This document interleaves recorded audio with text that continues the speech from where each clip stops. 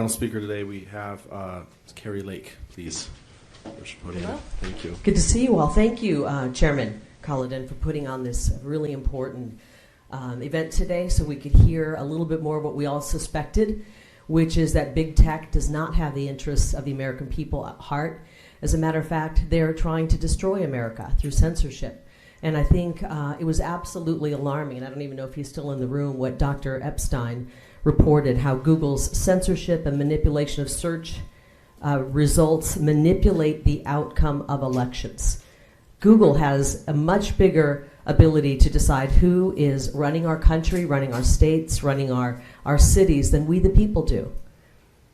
I would challenge each and every one of you to think back to 247 years ago when our founding fathers fought for the ability for the people of this country to choose their destiny, to choose their leaders, to choose their representation. They fought against the most well-known globalist, the most powerful globalist of their time, King George.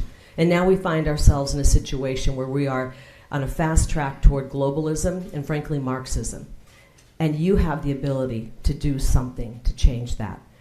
During the midterm elections, then Secretary of State Katie Hobbs and current Maricopa County Recorder Stephen Richer collaborated with big tech, collaborated with them to censor the people of Arizona, myself included. And I know that because I was putting out information back in 2020 about the Sharpies that were being handed out that bled right through the ballots. And we saw one of your experts today testify that Katie Hobbs' office actually was trying to find a way to just mass censor anybody who brought up Sharpies. They're part of the government truth squads, these people who are sitting at the top of our government. And we know, frankly, that at least one of them doesn't belong there. And I think everybody in this room knows that that election of 2022 was a fraud, a fraudulent election, and it was sabotaged by some of the people who are running our election. What I really wanted to know was, since Google is tracking us with 200 plus apps, I believe that's what your expert said, they're tracking everything we do. They know what we want before we want it. And if we don't want what they're pushing, they'll find a way to make us want what they're pushing. They know who was showing up on Election Day. What I would really like to know from them is how many Arizonans got out of line because of the sabotage of Election Day, where 60% roughly of voting polling locations had equipment that didn't work, and lines were 2 and 3 and 4 and 5, 6 hours.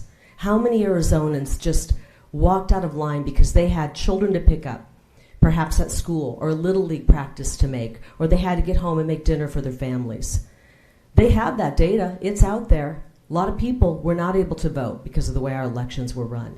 So we have fraud being pushed on the people. Our elections are theater. We have Google having more power than any entity in the world when it comes to choosing our leaders here in America. And that's not how this country was set up.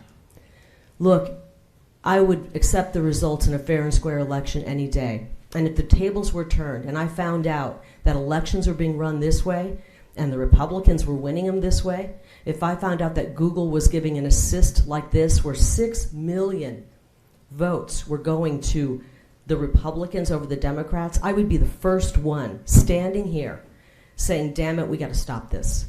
This is not right. You have the ability to do something. And I ask that each and every one of you, no matter if you have a D or an R or an I or whatever behind your name, will remember the oath you took to protect and uphold the United States Constitution, because it is hanging by a thread right now. And we don't have much time on the clock. It's not about me. It never has been. I ran when the people of Arizona asked me to run. And what I've seen in our elections is appalling. It's not comfortable to be in the middle of a fight to secure and reform elections, but here I am, and God's placed me here, and I'm willing to take up this battle.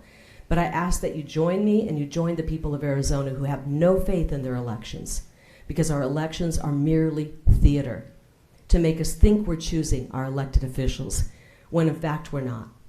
And I believe that what our experts showed today should be alarming to you, and I hope that it sets a little fire under each and every one of you to do something.